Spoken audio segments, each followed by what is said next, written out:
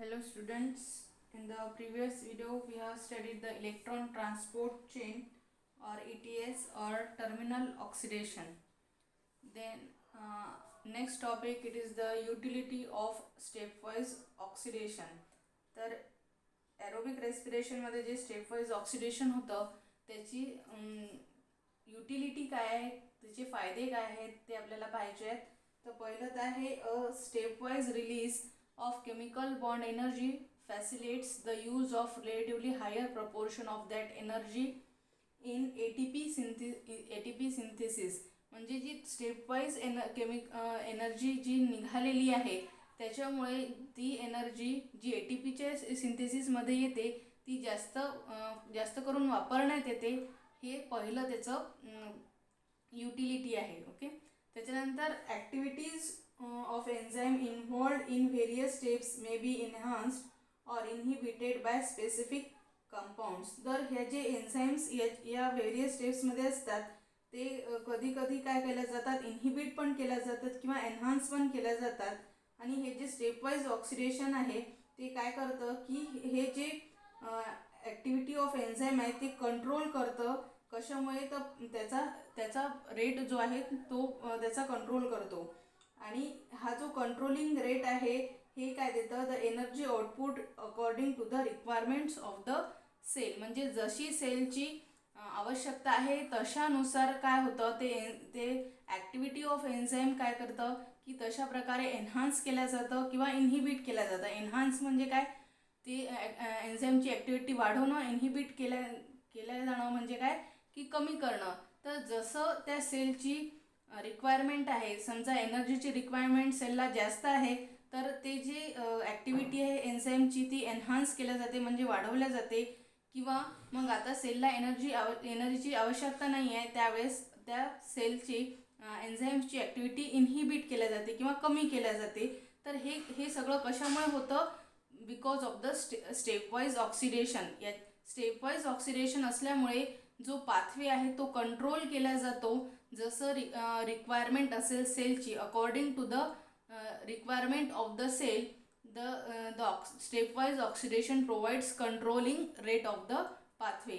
तर मग जशी आवश्यकता आहे सेलला तशाप्रमाणे ते स्टेपवाईज ऑक्सिडेशन काय केलं जातं, कंट्रोल करण्यात येते. म्हणून ही एक युटिलिटी आहे स्टेपवाईज ऑक्सिडेशनची. आता काही पाथवेमध्ये काय केलं जातं की युटिलाइज केला जातो for the synthesis of the इंटरमिडिएट्स. जे इंटरमिडिएट्स आपण मागे पाहिले क्रेब्स सायकलमध्ये, जसं अल्फा ग्लुटोरेज, आणि त्याच्यामुळे काय मिळतं आपल्याला की वेगवेगळे फॅटी ॲसिड्स मिळतात. तर which are used synthesis of biomolecules like amino acids. आणि अमिनो ॲसिड्ससुद्धा मिळतात जसं की ग्लायसिन, सिरीन. तर या स्टेपवाईज ऑक्सिडेशनमध्ये काय मिळतं आपल्याला की जे वेगवेगळ्या प्रकारचे अमिनो ॲसिड्स आहेत किंवा बायोमॉलिक्युल्स जे आपण स्टडी केले जसे लिपिड्स वगैरे यांचं सिंथेसिससुद्धा होतं बिकॉज ऑफ दिस इंटरमिडिएट्स. जे इंटरमिडिएट्स असतात स्टेपवाईज ऑक्सिजनमधले ते काय तयार करतात, ते सिंथेसिस करतात. वेगवेगळे जे बायोमॉलिक्युल्स आहेत जसे की अमिनो ॲसिड्स झाले, फॅटी ॲसिड्स झाले, लिपिड्स झाले, तर याच्या इंटरमिडिएट्सपासून हे वेगवेगळे जे बायोमॉलिक्युल्स आहेत ते सिंथेसिससुद्धा होतात. तर मग हे या तीन काय त्याच्या युटिलिटी आहे ऑफ द स्टेपवाईज ऑक्सिडेशन. पहिल्यांदा तर ते काय दिसतं आपल्याला, हायर एनर्जी देतं ATP सिंथेसिस स्टेपवाईज असल्यामुळे. त्याच्यानंतर जशी सेलची रिक्वायरमेंट असेल त्याच्यानुसार ते एन्झाईम्स एन्हान्स केल्या जातात किंवा इनहिबिट केल्या जातात आणि त्याप्रकारे ते एन्झाईम्स काम करतात. त्याच्यानंतर जे इंटरमिडिएट आहेत ते काय घेतात आपल्याला, वेगवेगळ्या सिंथेसिस होतं बायोमॉलिक्युल्सचं जसं की अमिनो ॲसिड्स, लिपिड्स वगैरेचं. Now these are the utility of the stepwise oxidation. त्याच्यानंतर आहे रेस्पिरेटरी क्वोशंट. रेस्पिरेटरी क्वोशंट काय आहे, the ratio of volume of CO2 given out to volume of O2 consumed in respiration. It is called as a respiratory quotient.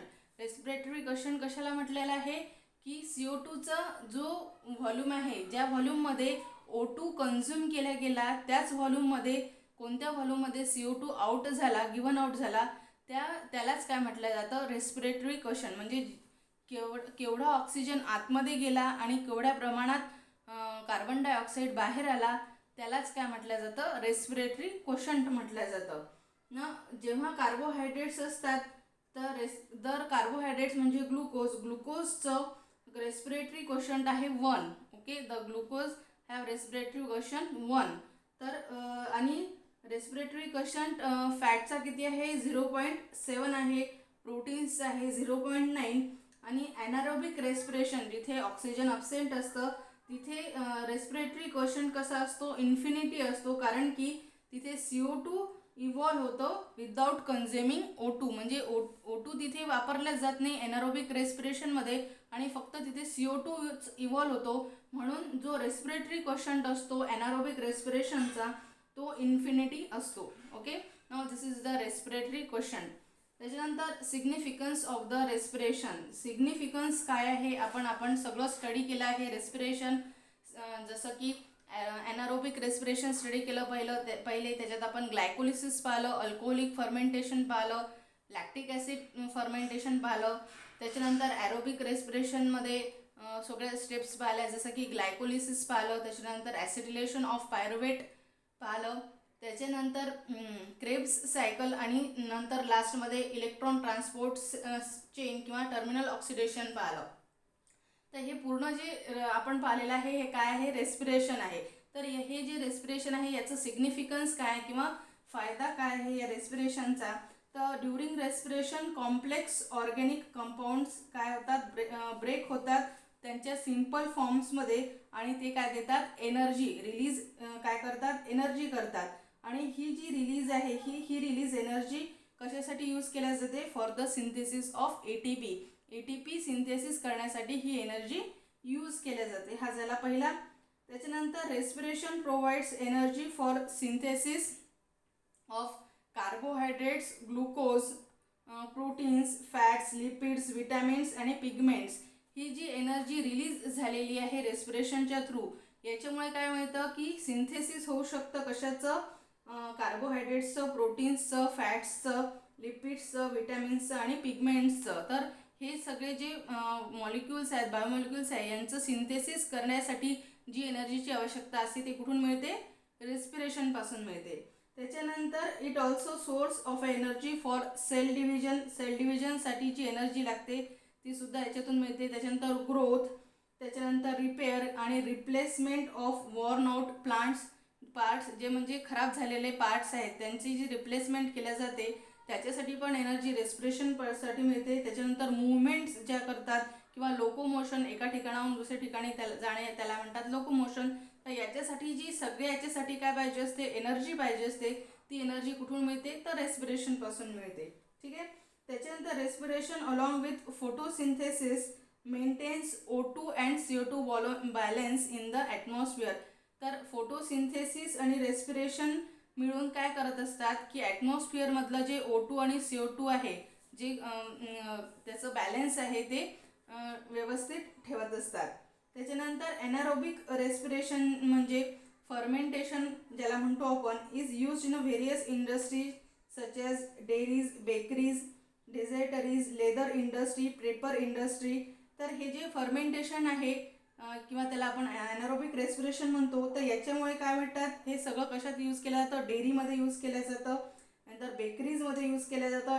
आणि त्याच्यानंतर डिझर्टरीज म्हणजे जे गोड पदार्थ तयार होतात त्याला म्हणतात डिझर्टरीज. त्याच्यानंतर लेदर इंडस्ट्रीमध्ये यूज केलं जातं, पेपर इंडस्ट्रीमध्ये यूज केलं जातं. आणि कमर्शियल प्रोडक्शन ऑफ अल्कोहोलचं कमर्शियल प्रोडक्शनसुद्धा या फर्मेंटेशनमुळे होतं. त्याच्यानंतर ऑर्गॅनिक ॲसिडसुद्धा या फर्मेंटेशनपासून मिळतात. विटॅमिन्स आणि अँटीबायोटिक्स हे सुद्धा हे ॲनारोबिक रेस्पिरेशन किंवा फर्मेंटेशनपासून आपल्याला मिळतात. त्याच्यानंतर insoluble substances are converted in the soluble forms using energy release in the respiration. जे इनसोल्युबल सबस्टन्सेस जे असतात, जे सोल्युबल होत नाही त्याला इनसोल्युबल सबस्टन्सेस म्हणतात. त्याचं कन्व्हर्शन सोल्युबल फॉर्म्समध्ये करण्यासाठी जी एनर्जीची आवश्यकता असते ती कुठून मिळते, तर रेस्पिरेशनपासून मिळते. Now these are the significance of the respiration. तर हे काय झालं पूर्ण significance of the respiration. Okay. Now आता आपला जो रेस्पिरेशन हा जो चॅप्टर आहे तो संपलेला आहे आणि याच्यासोबतच आपलं जे 11th जो कोर्स आहे, जे चॅप्टर्स आहेत आपले ते सुद्धा संपलेले आहेत. ओके. तर इथे आपला हा कोर्स जो आहे तो संपलेला आहे. थँक्यू.